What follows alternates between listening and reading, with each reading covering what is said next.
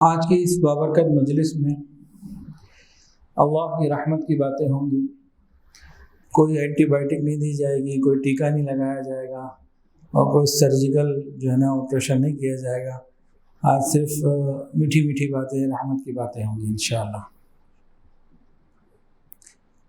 بات شروع یہاں سے کرنی ہے کہ انسان کے دو دشمن ہیں بڑے، ایک نفس اور ایک شیطان۔ یہ دونوں ہمیں گناہوں پہ لگانے کے لیے پورا زور لگاتے ہیں، اور اللہ رب العزت ہمارے دوست ہیں۔ اللہ چاہتے ہیں کہ میں اپنے بندوں کے گناہوں کو معاف کر دوں۔ ہمارا کام صرف اتنا ہے کہ رب کے در کے سامنے جھک جائیں، اپنے دل کو جھکا دیں، بس آگے رحمت ہی رحمت ہے، رحمت ہی رحمت ہے، رحمت ہی رحمت ہے، بے حساب رحمت ہے۔ ہاں، ایک اصول کی بات یاد رکھیں، اگر بندہ گناہ کر کے خوش ہو یہ بدبختی کی علامت ہے۔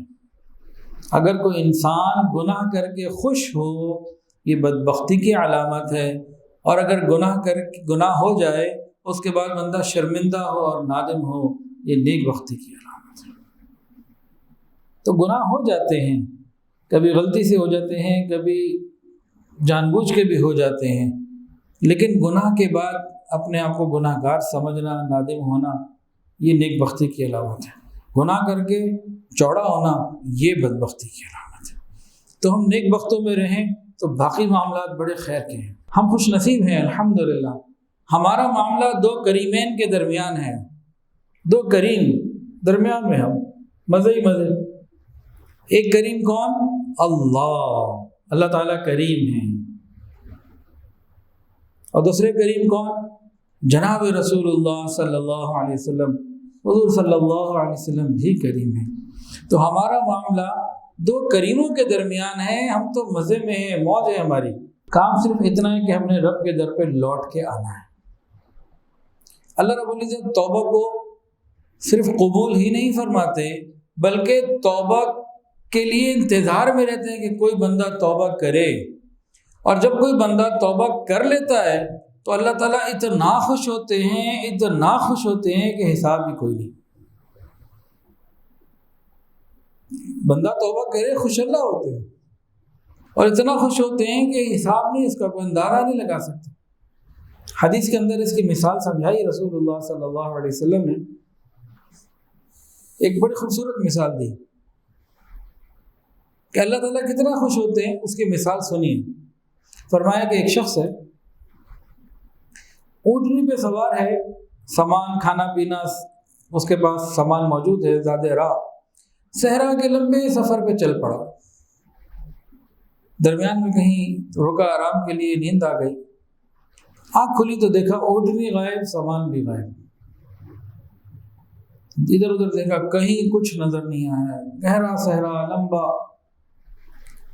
اور جو صحرا سے باہر نکلنے کی جو منزل تھی وہ اتنی دور تھی کہ بغیر پانی کے، بغیر زیادہ راہ کے وہ اکیلے طے نہیں کر سکتا تھا۔ اب سواری اور گرمی بھی زیادہ، ڈی ہائیڈریشن، پیاس، حالت خشک، اس صورت حال میں جب اس نے ساری چیزوں کو انالائز کیا نا، تو وہ اس پوزیشن پہ، اس پوائنٹ پہ پہنچا کہ اب سوائے موت کے کچھ نہیں رہا، اب مجھے موت ہی آنی ہے، یہاں بیٹھوں یا کہیں ہلوں جلوں، کہیں دوڑوں بھاگوں، سوائے موت کے اب کچھ نہیں۔ اب کتنی ڈپریشن ہوگی، کتنا وہ ٹینشن میں ہوگا۔ اس پریشانی اور ڈپریشن کے اندر وہ جب بیٹھا تھا اس کو نیند آ گئی، آنکھ لگ گئی۔ اس آنکھ لگنے میں جب اس کی آنکھ کھلی نا تو دیکھا کہ سامنے اونٹنی موجود اور سامان بھی موجود۔ اللہ اتنا خوش، اتنا خوش، اتنا خوش، خوشی میں کیا کہتا ہے؟ اللہ انت عبدی وانا عبدک، انت عبدی وانا ربک۔ اللہ کو کہنے لگا، اللہ انت عبدی، تو میرا بندہ، وانا ربک، میں تیرا رب۔ حدیث کے اندر آتا ہے کہ شدت الفرح، خوشی کی شدت میں الٹا کہہ گیا، کہنا اس کو یہ تھا، اللہ تو میرا مالک، میں تیرا بندہ۔ تو اتنی خوشی تھی۔ اب دیکھیں، اندازہ لگائیں کہ اس بندے کو کتنی خوشی ہوئی ہوگی۔ حدیث کے اندر آتا ہے جتنی خوشی اس کو ہوئی نا، اللہ تعالیٰ کو توبہ کرنے والے کے اوپر اس سے زیادہ خوشی ہوتی ہے۔ کتنا کریم پروردگار ہے۔ پھر اللہ تعالیٰ کو بندے سے محبت ماں سے بھی زیادہ. حدیث کے اندر آتا ہے کہ نبی علیہ الصلوۃ والسلام صحابہ کرام کے ساتھ واپسی کے سفر پہ تھے، تو ایک جگہ دیکھا ایک عورت نے کچھ آگ جلائی ہوئی، اس پہ ہنڈیا سے بن رہی، کھانا تیار ہو رہا. اس کا چھوٹا بچہ تھا، اب وہ آگ کے اندر روشنی دیکھتا تو ادھر دوڑتا، ماں اس کو پکڑ کے پیچھے کرتی، اور پھر کوشش کرتا میں آگ پہ جاؤں، ماں پھر روک لیتی. نبی علیہ السلام نے جب یہ سچویشن دیکھی نا، تو آپ صلی اللہ علیہ وسلم نے صحابہ سے پوچھا، بتاؤ کیا یہ ماں اپنے بچے کو آگ میں جلنے کے لیے چھوڑ سکتی ہے؟ صحابہ نے کہا سوال ہی پیدا نہیں ہوتا یا رسول اللہ، جب تک اس کے اندر ہمت قوت ہے یہ نہیں چھوڑے گی، یہ بچے کو آگ پر جانے ہی نہیں دے سکتی، سوال ہی پیدا نہیں ہوتا، یہ تو ورقہ ہی کوئی نہیں. اللہ کے محبوب صلی اللہ علیہ وسلم نے ارشاد فرمایا، جتنا اس عورت کو اپنے بچے پر پیار ہے، اللہ تعالیٰ کو اپنے بندے سے اس سے زیادہ پیار ہے، اس سے زیادہ محبت ہے. یہ ماں اپنے بچے کو آگ میں جلنے نہیں دے سکتی، تو اللہ تعالیٰ اپنے بندوں کو آگ میں جلانا نہیں چاہتے. ہاں، بندہ اگر آگ میں جاتا ہے تو اپنی غلطی سے جاتا ہے، اپنی غفلت سے جاتا ہے، اپنی ہٹ دھرمی سے جاتا ہے، اللہ تعالیٰ نہیں بھیجتے. اللہ فرماتے ہیں وَمَا ظَلَمَهُمُ اللَّهُ وَلَٰكِنْ كَانُوا أَنفُسَهُمْ يَظْلِمُونَ. اللہ نے ان پر ظلم نہیں کیا، یہ خود اپنی جانوں پر ظلم کرتے ہیں، اپنے پاؤں پہ کلہاڑیاں ہم خود مارتے ہیں. اللہ تعالیٰ تو مہربان ہے. بہرحال یہ بات پکی ہے بھائی، جس بندے نے کلمہ پڑھ لیا، پڑھ لیں لا الہ الا اللہ محمد الرسول اللہ، دوسرا کلمہ بھی پڑھ لیں اشہد ان لا الہ الا اللہ واشہد ان محمد عبدہ ورسولہ. جس بندے نے کلمہ پڑھ لیا اس سے اللہ محبت کرتے ہیں، بہت محبت فرماتے ہیں. اور توبہ کا دروازہ زندگی بھر کھلا ہے، کوئی جب چاہے توبہ کر سکتا ہے. رمضان اس کے لیے ضروری نہیں ہے، رمضان تو ایک خاص موقع ہے نا کہ اور زیادہ اس میں توبہ کی قبولیت ہوتی ہے، لیکن انسان کبھی بھی توبہ کر سکتا ہے، اللہ تعالیٰ قبول فرما لیتے ہیں. بلکہ بعض مرتبہ اللہ توبہ کرنے والوں کی توبہ پہ اتنا خوش ہوتے ہیں کہ ان کے گناہوں کو نیکیوں میں تبدیل کر دیتے ہیں. فَأُولَٰئِكَ يُبَدِّلُ اللَّهُ سَيِّئَاتِهِمْ حسنات. اب ذرا سچویشن پہ غور کریں، شیطان کے حال کے اوپر، اس کی کیا کہتے ہیں بے بسی پہ غور کریں. اس نے تو جب گناہ کروائے تھے تو محنت کی ہوگی نا، اس نے ٹائم لگایا ہوگا، بڑی فکر کی ہوگی، اور بڑی کوششوں سے بندے سے گناہ کروائے ہوں گے، اور بندے نے بھی ڈٹ کے گناہ کیے ہوں، اور اس نے 150 سال گناہوں کی زندگی گزاری ہو، شیطان کی مان کی زندگی گزاری ہو. اب یہ بندہ توبہ کر لے اور اللہ فیصلہ یہ کر لے اس کے سارے گناہوں کو نیکیوں میں تبدیل کرنا ہے، تو اب شیطان کو دیکھے نا کتنا پریشان ہوگا کہ میں نے اتنی محنت سے گناہ کروائے، اس سارے ہی نیکیوں میں تبدیل ہو گئے. اس کی بے بسی پہ غور کریں. ہمیں کیا کرنا ہے؟ ہمیں تو صرف توبہ کرنی ہے. ہم توبہ کر لیں، باقی سارے معاملات ہمارے ساتھ ایسے ہی ہو جائیں گے. شیطان کہتا ہو کاش میں سے گناہ نہ کرواتا. قیامت کے دن بھی اس قسم کا ایک معاملہ پیش آئے گا. ایک بندہ ہوگا، اللہ تعالیٰ نے پردے کے اندر اس سے ملیں گے، اسے نہیں پتا ہوگا کہ لوگ مجھے نہیں دیکھ رہے، لیکن اللہ تعالیٰ اس کو چھپائیں گے. ہاں بھائی فلاں گناہ کیا تھا، اب تو نہیں کہہ سکتا نا نہیں کیا، اللہ کیا تھا. اچھا یہ بھی کیا تھا، جی اللہ یہ بھی کیا تھا. اچھا تم نے یہ بھی کیا تھا. اللہ تعالیٰ اس کے چھوٹے چھوٹے گناہ گنوائیں گے اس کو، کہا ہاں یہ بھی کیا تھا. اچھا تم نے یہ گناہ بھی کیا تھا، ہاں میں نے یہ گناہ بھی کیا تھا. اب اللہ تعالیٰ جب کافی گناہ گنوا لیں گے نا، اس کے کافی گناہ سے اس کو گنوا چکے ہیں، نوٹیفائی کر دیں گے. اب وہ کیا کہے گا؟ وہ سوچ رہا ہوگا میں تو بس پھنس گیا، اب میرے لیے تو سزا ہے، جہنم میں جانا ہے، اب میرے پاس کوئی دوسرا راستہ تو رہا کوئی نہیں، یہ سوچے گا. اتنے میں اللہ رب العزت کی رحمت اس پہ متوجہ ہوگی. اللہ تعالیٰ فرمائیں گے میرے بندے میں نے تیرے سارے گناہوں کو نیکیوں میں تبدیل کر دیا. جیسے ہی اللہ تعالیٰ یہ فیصلہ فرمائے گا کہ یا اللہ میں نے وہ گناہ بھی کیا تھا، میں نے وہ بھی کیا تھا، میں نے وہ بھی کیا تھا، وہ تو آپ نے بولا ہی نہیں. نیکیاں تو تھی کوئی نہیں، جو گناہ کی تو انہیں کو تو ان کو آج میرے گناہ نیکیوں کے بدلے کیش ہو رہے ہیں. میرے گناہ نیکیوں سے خریدے جا رہے ہیں، تو میں اپنے وہ بڑے بڑے بھی گناؤں جو بھی اللہ نے مجھے نہیں گنائے، یہ تو ہے نا، مجھے پتا تو ہے۔ تو یہاں تک اللہ کی رحمت کا معاملہ قیامت کے دن انشاءاللہ تعالی ہوگا۔ صحیح مسلم کی ایک روایت ہے، اگر تم گناہ نہ کرتے اللہ تعالیٰ ایسے بندوں کو پیدا کر دیتے جو گناہ کرتے پھر اللہ سے معافی مانگتے۔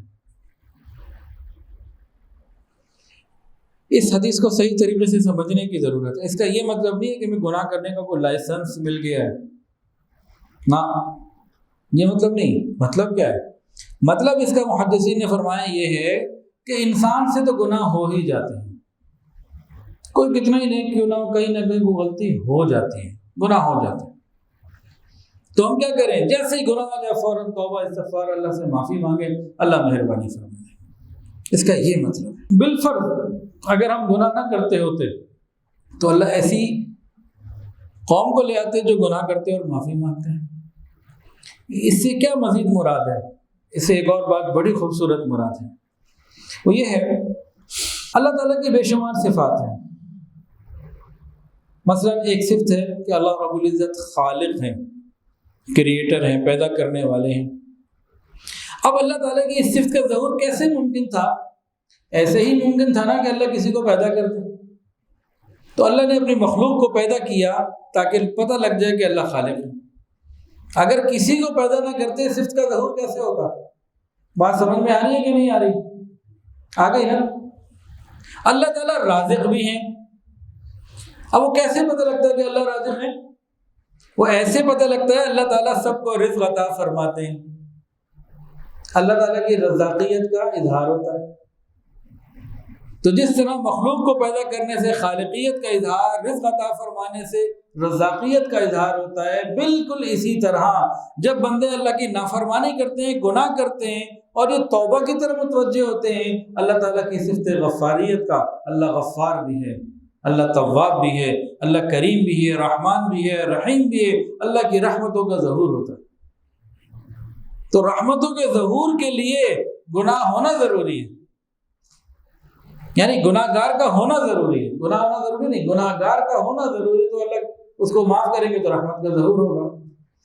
تو اس کا مطلب ہرگز یہ نہیں ہے کہ کوئی گناہ کا لائسنس ہمیں دے دیا گیا، نہ، ہاں ہمیں پتہ لگ گیا کہیں غلطی ہو گئی، اللہ معاف فرما دے۔ تو ہمارا کام کیا ہے اس ساری بات کو سننے کے بعد؟ کہ گناہ گاروں کے لیے امید کی کرن باقی ہے۔ یاد رکھیے، پوری زندگی میں کوئی لمحہ ایسا نہیں آتا کہ یہ کہہ دیا جائے کہ فلاں شخص کی توبہ قبول نہیں ہوگی۔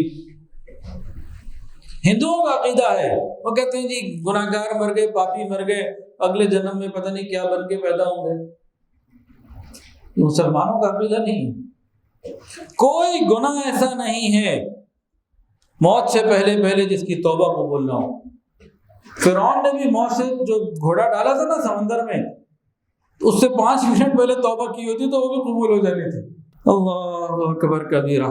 بعض مرتبہ ہم نے دیکھا کہ انسان گناہوں کی زندگی گزارنے کی وجہ سے مایوس ہو جاتا ہے۔ یہ شیطان انسان کو مایوس کر دیتا ہے۔ جو انسان گناہ گاری میں زیادہ چل پڑتا ہے نا، وہ آپ دیکھیں زیادہ ڈپریشن میں جائے گا، زیادہ مایوسی میں جائے گا۔ گناہوں کا انجام مایوسی ہے، پھر خودکشی ہے، اور پھر سوچتے بندہ میں مری کیوں نہیں جاتا، پیدا کیوں ہوا تھا۔ اور کئی مسلمان نعوذ باللہ یہ الفاظ بول دیتے ہیں، ہم نے تو جانا ہی جہنم میں کہ ہمارے گناہ اتنے، وہ اللہ کی رحمت کو پورا سمجھتے نہیں ہیں۔ اللہ کی رحمت بہت وسیع۔ تو ہم کیا کریں؟ ہم توبہ کی طرف مائل ہوں۔ اللہ فرماتے ہیں ان رحمتی وسعت کل شیء، میری رحمت ہر چیز سے زیادہ وسیع، ہر چیز کے زیادہ وسیع۔ ایک مرتبہ رسول اللہ صلی اللہ علیہ وسلم نے ایک دریا کے کنارے رکے ہوئے تھے، صحابہ کرام ساتھ تھے، وہاں کچھ دعا مانگی، امت کی مغفرت، نماز پڑھی، نماز کے بعد امت کی مغفرت کی دعا مانگی۔ دعا مانگنے کے بعد دیکھا کہ ایک چڑیا ہے، وہ آتی ہے، ریت کے ذرے جو ہے نا اپنی چونچ میں ڈالتی ہے اور دریا میں بہا دیتی ہے۔ ایک دفعہ کیا، پھر دوبارہ کیا، پھر تیسری دفعہ کیا، کئی مرتبہ اس نے کیا۔ کئی دفعہ جب ہوا تو نبی علیہ السلام نے غور کیا کہ بھئی یہ کیا ہو رہا ہے۔ بیسیکلی اللہ تعالیٰ نے ایک پریکٹیکل ایگزامپل آپ کے سامنے رکھی۔ اتنے میں جبرائیل امین تشریف لے آئے۔ نبی علیہ السلام نے پوچھا جبرائیل یہ کیا ہے؟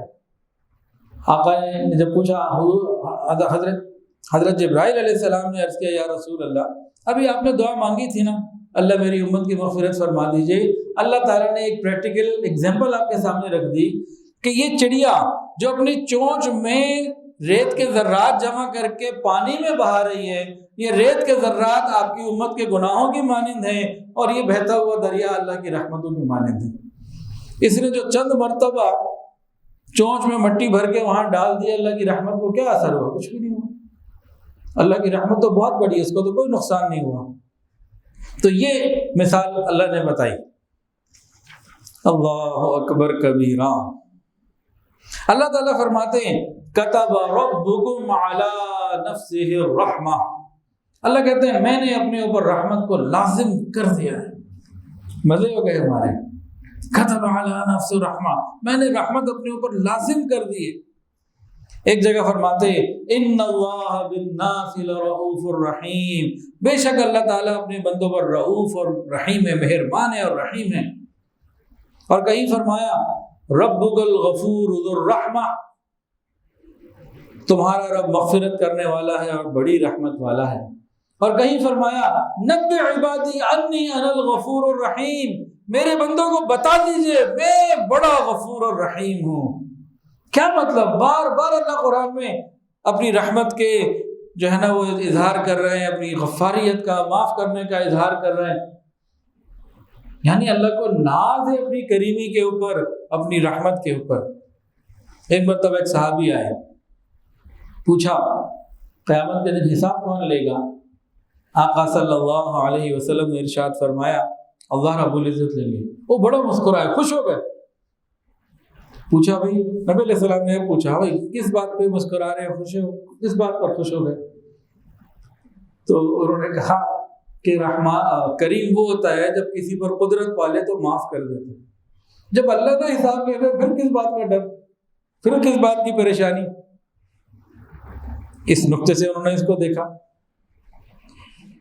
اچھا، قرآن مجید کے اندر ایک اور آیت ہے سورہ بروج میں، بڑی مزیدار، وَهُوَ الْغَفُورُ الْوَدُودُ، وَهُوَ الْغَفُورُ الْوَدُودُ۔ کیا ترجمہ ہے اس کا؟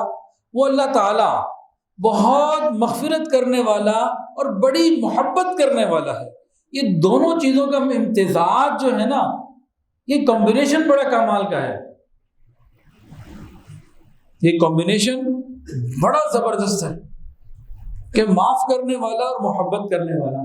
ایک سادہ سا اصول ہم دنیا میں دیکھتے ہیں، جہاں محبت زیادہ ہوتی ہے نا وہاں دوسرے کے عیب نظر نہیں آتے، یہ پکا اصول ہے۔ جہاں محبت زیادہ ہوتی ہے وہاں عیب نظر نہیں آتے، جہاں محبت تھوڑی ہوتی ہے نا وہاں دوسرے کے عیب نظر آتے ہیں۔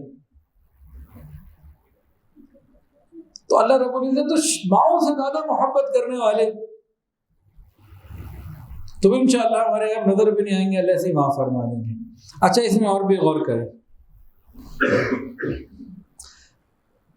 چھوٹا بچہ ماں کی گود میں ہونا، بعد مرتبہ غصے میں یا ویسے کسی بات کے اوپر وہ ماں کو نا تھپڑ مار دیتا ہے، کبھی ماں کے بال نوچتا ہے، اس طرح سے، حالانکہ یہ کتنی غلط بات ہے، ماں محبت کرنے والی ہے، تھپڑ مار رہا ہے، نہ بال نوچ رہا ہے۔ اب ماں کو بچے نے تو مارا تھپڑ، ماں نے اس کا وہی ہاتھ پکڑ کے چوم لیا، اس نے تو تھپڑ مارا تھا، لیکن ماں نے کیوں؟ کہ وہ محبت کرنے والی ہے۔ تو یہی معاملہ اللہ رب العزت کا ہے کہ بہت محبت کرنے والے ہیں۔ جس طرح ماں اپنے چھوٹے معصوم بچے کی غلطی کو بالکل نظر انداز کر کے اس سے محبت کرتی ہے، اللہ تعالیٰ اس سے زیادہ اپنے بندوں کو محبت فرماتے ہیں۔ یہ تھوڑی سی توبہ کی طرف مائل ہو جائیں تو بس پھر اگلے معاملات سارے آسان۔ قرآن مجید کی 2 آیات ہیں جو عجیب رحمت کے اوپر دلالت کرتی ہیں۔ ایک آیت قُلْ يَا عِبَادِيَ الَّذِينَ أَسْرَفُوا عَلَىٰ أَنفُسِهِمْ لَا تَقْنَطُوا مِن رَحْمَةِ اللَّهِ، میرے محبوب میرے ان بندوں کو کہہ دیجئے، کن کو؟ میرے ان بندوں کو۔ یہ میرے کا تعلق چھوڑا نہیں اللہ نے، یہ اس پہ سمجھنے والی بات ہے، راز یہی اصل۔ محبوب میرے ان بندوں کا کہہ دیجئے جنہوں نے اپنی جانوں پر ظلم کیے، اتنے گناہ کیے کہ وہ سوار بن گئے، گناہ وہ سواری بن گئے، گناہ ان کے اوپر سوار ہو چکے۔ لا تقنط، اور کیا کہہ دیجئے، لا تقنطوا من رحمت اللہ، میری رحمت سے نا امید نہ ہونا۔ اب اس کو سمجھنے کے لیے ایک سادہ سی ایگزامپل لے لیجئے۔ ایک باپ ہے، وہ اپنے بیٹے کی نافرمانی کی وجہ سے بڑا ناراض ہے، گھر آیا، اپنی بیوی کو کیا کہتا ہے، بیٹے کو سمجھا لے، اپنے بیٹے کو سمجھا لے، کہ بات نہیں مانے گا میں گھر سے نکال دوں گا۔ کیا جملہ، اپنے باپ سگا ہے، کہہ رہے اپنے بیٹے کو سمجھا لے۔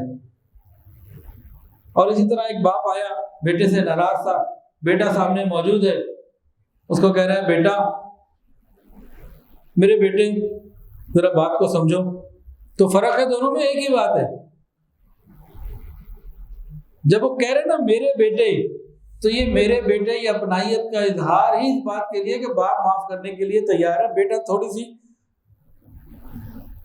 ذرا جھکاؤ تھوڑا سا دکھا دے تو اگلا معاملہ حل۔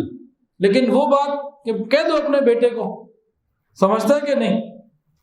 تو دونوں میں بڑا فرق ہے، انداز تخاطب کے اندر بہت فرق ہے۔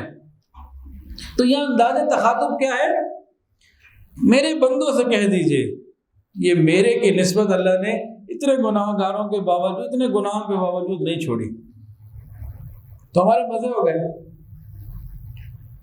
تو حضرت عبداللہ ابن عباس رضی اللہ تعالی عنہما اس آیت کے بارے میں فرماتے ہیں، یہ بہت بڑی رحمت کی آیت ہے، قرآن مجید کی سب سے زیادہ رحمت والی آیت یہ ہے، امید والی آیت۔ لیکن ایک اور صحابی ہیں، ان کا نام ہے حضرت عبداللہ ابن عمر رضی اللہ تعالی عنہما، وہ ایک اور آیت کے بارے میں فرماتے ہیں کہ اس آیت میں رحمت کا عجیب عنوان ہے۔ وہ آیت کون سی ہے؟ ان ربک لذو مغفرۃ للناس علی ظلمہم، بے شک تیرا رب بندوں کی مغفرت کرنے والا ہے باوجود ان کے گناہوں کے۔ اس کے اندر وہ ایک عجیب نکتہ فرماتے ہیں کہ اس میں یہ کہا جا رہا ہے کہ وہ گناہ کی حالت میں بھی ہوں تب بھی اللہ مغفرت فرما دیتے، کہ جب مغفرت کا اللہ فیصلہ فرماتے ہیں تو گناہ کی حالت میں بھی مغفرت فرما دیتے ہیں۔ اس کی مثالیں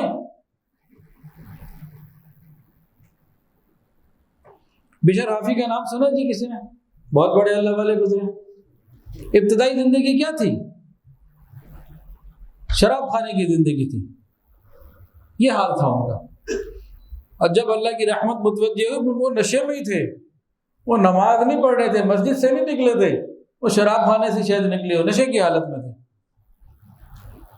اور راستے میں ایک کاغذ پڑا ہوا مل نظر آیا، اٹھایا دیکھا، اس پہ بسم اللہ الرحمن الرحیم لکھا ہوا تھا۔ فرماتے ہیں میرے پاس 2 ہی درہم تھے، میں عطر والے کے پاس گیا اور ان 2 درہم سے میری کل کائنات 2 درہم تھی، میں نے وہ عطر خریدا اور اس کو خوشبو پہ لگا کے اونچی جگہ رکھ دیا، اس خوشبو کو اسے کاغذ پہ لگا کے کاغذ کو اونچی جگہ پہ رکھ دیا، بس اتنا ہی عمل ہوا، اور نشے کی حالت میں ہوا، مسجد میں نہیں ہوا، عام جگہ پر کہیں ہوا۔ اللہ تعالیٰ کی رحمت کی نظر پڑ گئی اور ان کو اللہ تعالیٰ نے اولیاء کا بھی کتنا بڑا سردار بنا دیا کہ تم نے میرے نام کو فرش سے اٹھا کے سر تک پہنچایا، میں تمہارے نام کو فرش سے اٹھا کے عرش تک پہنچاؤں۔ اللہ کی رحمت ایسے بڑھ جاتی۔ کتنے ڈاکوؤں پہ نظر پڑی، جنید بغدادی تو دنیا کے پہلوان تھے، ان پہ نظر پڑ گئی، اولیاء کا پہلوان بنا دیا۔ تو بعض مرتبہ گناہوں میں بندہ ہوتا ہے، یہ تو پرانے واقعات ہیں، میں آپ کو اپنا ایک واقعہ سناتا ہوں جو میرے سامنے بندہ حاضر موجود، اس وقت تو اس محفل میں نہیں ہے لیکن وہ آیا میرے پاس۔ ماں باپ نے قرآن حفظ کروایا، اقرا اسکول سے انہوں نے قرآن پڑھا، حافظ بن گئے، اس کے بعد کالج یونیورسٹی کی لائف میں چلے گئے، پھر بے حیائی کا سلسلہ شروع ہوا، بے پردگی کا، اور جب حیا جاتی ہے تو پھر ایمان پیچھے پیچھے جاتا ہے، حتیٰ کہ انہوں نے اللہ تعالیٰ کا انکار تک کر دیا، اس شخص نے ملحد ہو گیا۔ اور آج کل یہ کالج یونیورسٹی میں عام ہے۔ ہمارا جو اگلا نیا مسئلہ کھڑا ہونے والا ہے نا پاکستانی قوم کا، وہ الحاد ہے، اللہ تعالیٰ کی ذات کا انکار ہے، مکمل یہ جزوی، یہ بے شمار ہزاروں نہیں، اس سے بڑی تعداد میں ملحد پاکستان میں تیار ہو چکے ہیں۔ اب وہ کہتا میرے پاس آیا، کہنے لگا کہ میرے ماں باپ نے تو حافظ قرآن بنایا، میں خدا کا انکار کر بیٹھا۔ میری ماں روتی تھی میری ماں تڑپتی تھی اور دعائیں دیتی تھی اور کہتی تھی کہ میرا دودھ کسی نہ دن کام تو آئے گا اور میری دعائیں تیرے کام بنائیں گی، تو جو بھی کر۔ وہ کہنے لگا امی مجھے کہتی تھی کہ بیٹا نماز پڑھ لو۔ میں کہتا میں نماز کیا پڑھ لوں، میں رب کو نہیں مانتا، میں نماز پڑھ لوں؟ تو اس بات پہ وہاں راتوں کو اٹھ کے روتی تھی۔ پھر یہ شخص نوجوان خود میرے پاس آیا اسی خانقاہ میں، کہنے لگا رسول اللہ صلی اللہ علیہ وسلم کی خواب میں زیارت ہوئی، رسول اللہ صلی اللہ علیہ وسلم کی خواب میں زیارت ہوئی، اور حضور صلی اللہ علیہ وسلم نے مجھے فرمایا کہ جاؤ شیخ ذوالفقار احمد سے جا کے بیعت ہو جاؤ، کہ اس نے خود مجھے بتایا، اس میں کوئی تیسرا بندہ نہیں ہے۔ تو وہ پھر اس نے کوشش کی حضرت جی تک جانے کی، تو خیر وہ میرے پاس آیا اور پھر حضرت جی تک بھی چلا گیا الحمدللہ۔ تو اللہ کی شان، تو بعض مرتبہ اللہ اتنے گناہوں کے باوجود بھی رحمت فرما دیتے ہیں۔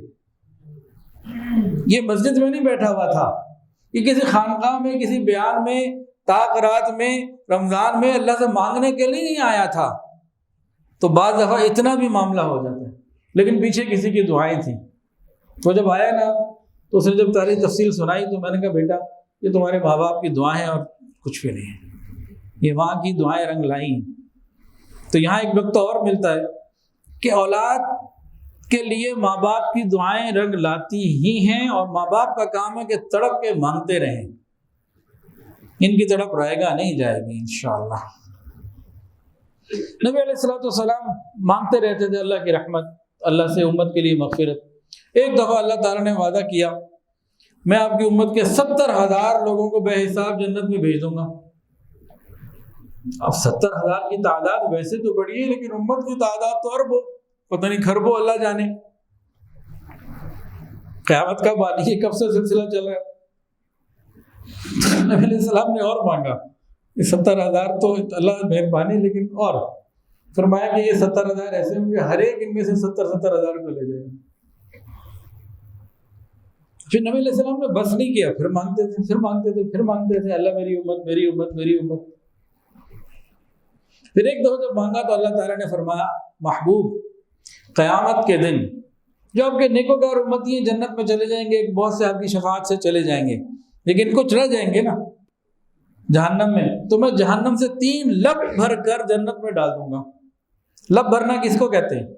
بھئی آٹے کی بوری ہو، آپ یہ دونوں ہاتھ لیں اور یوں آٹا نکال کے ادھر کسی چیز میں ڈال دیں، تسلے میں ڈال دیں آٹا گوندنے کے لیے، پھر لیں پھر ڈال دیں، پھر لیں پھر ڈال دیں۔ اب جب ہم ہاتھ میں دونوں بھریں گے آٹے کو تو کتنے دانے آئیں گے آٹے کے؟ بہت بڑی تعداد ہوگی۔ پھر یہ کس کا ہاتھ ہے؟ ہمارا ہاتھ ہے نا۔ اللہ اپنی رحمت کے ہاتھوں سے جب بھریں گے وہ کتنی تعداد ہوگی؟ وہ بہت بڑی تعداد ہوگی۔ تو نبی علیہ الصلوۃ والسلام بار بار اللہ سے مانگتے تھے اللہ بس مہربانی فرما دیجیے۔ ایک اور اچھا، یہاں تک تو اللہ تعالیٰ کی رحمت کی کچھ باتیں ہو گئیں۔ ہم نے کیا کہا تھا؟ 2 کریموں سے ہمارا معاملہ ہے، ہمارے مزے موج ہیں ہماری۔ ایک کریم اللہ تعالیٰ اور دوسرے کریم جناب رسول اللہ صلی اللہ علیہ وسلم۔ ایک مرتبہ کتنی مزے کی بات ہے، حضور صلی اللہ علیہ وسلم نے ہمیں عائشہ کو فرمایا عائشہ، اور ان کو دعا دی۔ خاوند بیوی کو دعا دے رہا ہے، ہمیں بھی اپنی بیویوں کو دعا دینی چاہیے۔ سنت یہ بھی ہے، خالی سر پہ ٹوپی ہے، پگڑی، مسکرا رہے ہیں ماشاءاللہ، ٹنگے رکھنا سنت نہیں ہے، بیوی کو دعا دینا بھی سنت ہے۔ اچھا جی، آپ اگر اپنی بیوی کو دعا دیں گے تو گھر میں آپ ہی کے سکون آئے گا۔ ایک آدمی اپنی بیوی کو نوکرانی کی طرح رکھے تو نوکرانی کا شوہر کون ہوتا ہے؟ اور ایک آدمی اپنی بیوی کو ملکہ کی طرح رکھے تو ملکہ کا شوہر کون ہوتا ہے؟ ایک آدمی اپنی بیوی کو نوکرانی کی طرح رکھے اور ان کے بچوں کی تربیت کون کرے گی؟ نوکرانی۔ ایک آدمی اپنی بیوی کو عزت کے ساتھ رکھے، ملکہ بنا کے رکھے، تو اس کے بچوں کی تربیت کون کرے گی؟ ملکہ۔ تو اپنے بچوں کی تربیت نوکرانی سے کروانی ہے یا ملکہ سے؟ آپ خود سوچ لیں۔ اس کے اوپر انشاءاللہ کبھی بھی تفصیلی بات چیت ہوگی۔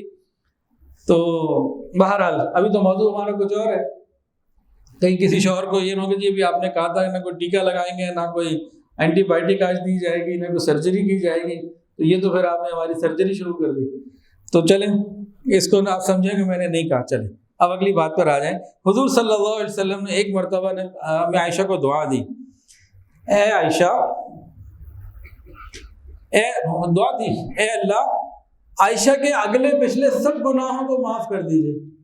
حضور صلی اللہ علیہ وسلم دعا دے رہے ہیں، اے اللہ عائشہ کے اگلے پچھلے سارے گناہوں کو معاف کر دیجئے، جو چھپے ہوئے ہیں وہ بھی معاف کر دیجئے، جو اعلانیہ ہے وہ بھی معاف کر دیجئے. یہ دعا کس نے کی؟ رسول اللہ صلی اللہ علیہ وسلم نے. حضرت عائشہ تو ایسے خوشی سے جیسے کوئی لوٹ پوٹ ہوتا ہے نا، بہت خوشی سے بے حال، اتنا خوش اتنا خوش. نبی علیہ السلام نے پوچھا اتنی خوشی؟ ہاں، آپ نے اتنی عظیم دعا دے دی، اگلے پچھلے گناہ کی معافی کی دعا بھی دے دی، چھپے اور کھلے گناہوں کی معافی کی دعا بھی دے دی. تو حضور نے پتہ کیا فرمایا؟ عائشہ، میں اپنی امت کے لیے ہر نماز کے بعد یہ دعا امتیوں کے لیے مانگتا ہوں. تمہارے سامنے تو بھی ایک دفعہ اونچی آواز سے میں نے تمہارے لیے دعا کی ہے، میں تو اپنی امت کے لیے ہر نماز کے بعد یہ دعا مانگتا ہوں. اب دیکھیں کتنا معاملہ ہے، اللہ کتنے کریم اور اللہ کے محبوب کتنے کریم. اب یہ سلسلہ تو بڑا طویل ہے رحمتوں کا اور کرم نوازیوں کا. اب غالباً میرے نزدیک اس کی جو پیک ہے نا، شاید یہ بات ہو. باقی علماء بتا سکتے ہیں اور بھی اس سے کوئی بڑی بات ہو. تو جو مجھے محسوس ہوتا ہے یہ تو انتہا ہو گئی نا، اس کے بعد کوئی رہ نہیں جاتی بات. غالباً بہت اونچی بات ہے. اللہ تعالیٰ نے اپنے محبوب سے فرمایا وَلَسَوْفَ يُعْطِيكَ رَبُّكَ فَتَرْضَىٰ، کہ محبوب میں آپ کو راضی کر دوں گا. وہ یوں فرما رہے ہوں کہ میں آپ کو اتنا دوں گا، آپ بس ہو جائیں گے، بس کریں گے، آپ خوش ہو جائیں گے، آپ راضی ہو جائیں گے. اتنا میں عطا کروں گا، اتنا عطا کروں گا. جب رسول اللہ صلی اللہ علیہ وسلم کو یہ بات پہنچی تو آپ نے کیا فرمایا؟ ہم سب نے بار بار سنا ہوگا.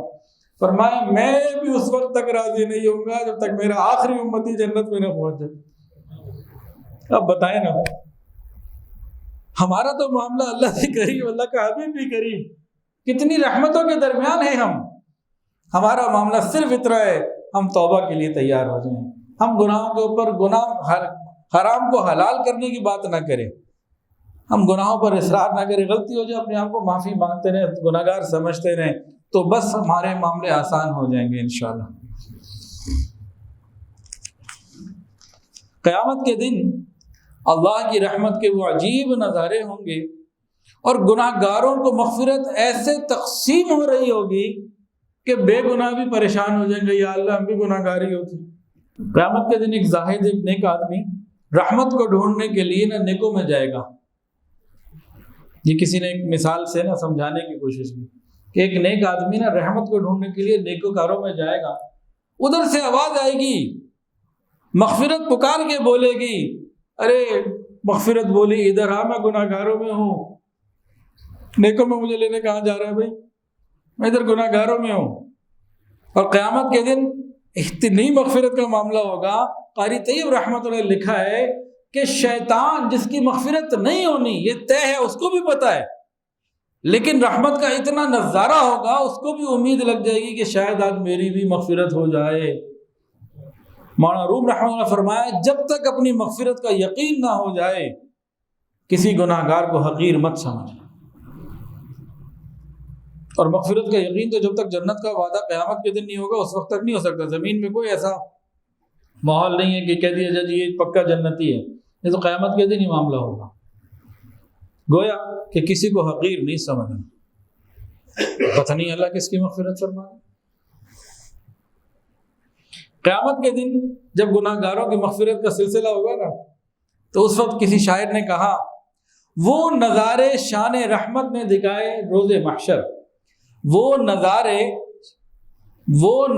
شان رحمت نے دکھائے روز محشر، چیخ اٹھا ہر بے گناہ میں بھی گناہ گاروں میں ہوں. اتنی رحمت کا معاملہ ہوگا. اور وہ کیا معاملے ہیں جی؟ دو کا سن لیجیے. دو بندوں کو بلایا جائے گا، آ جاؤ بھائی، حساب کتاب ہوا، دونوں گناہ گار، ڈھالو جہنم میں دونوں کو جہنم کے آرڈر ہو گئے.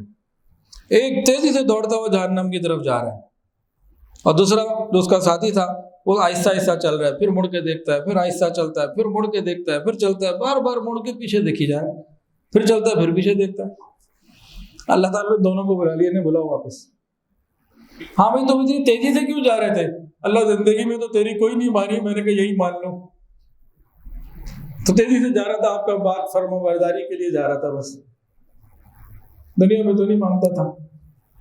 تم کیا مڑ مڑ کے دیکھ رہے تھے؟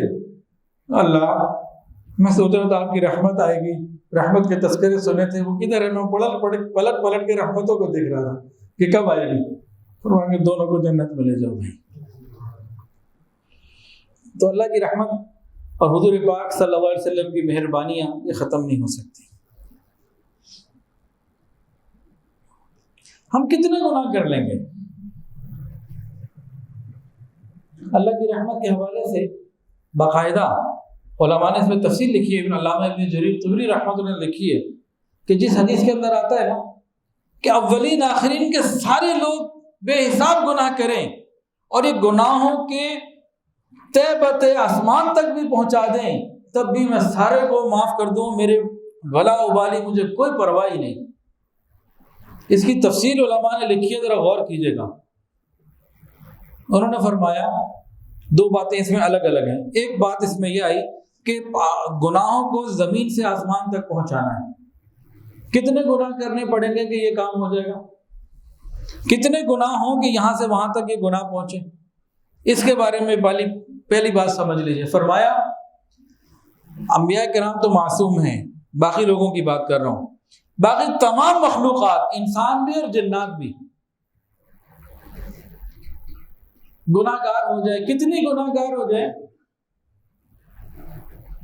کہ جتنی تمام مخلوقات کے گناہ ہیں، ہر آدمی اتنا گناہ گار اکیلا ہو جائے۔ اور ہر آدمی میں کون؟ ابو جہل، فرعون، قارون، حامان، شداد، نمرود اور جتنے ہیں، ہر آدمی اکیلا اتنا گناہ گار ہو جائے جتنی ساری دنیا کے گناہ گار۔ تو اولین آخرین لے کر سب اتنے گناہ جمع کریں، تہ بتے لگائیں تو آسمان تک نہیں پہنچا سکتے۔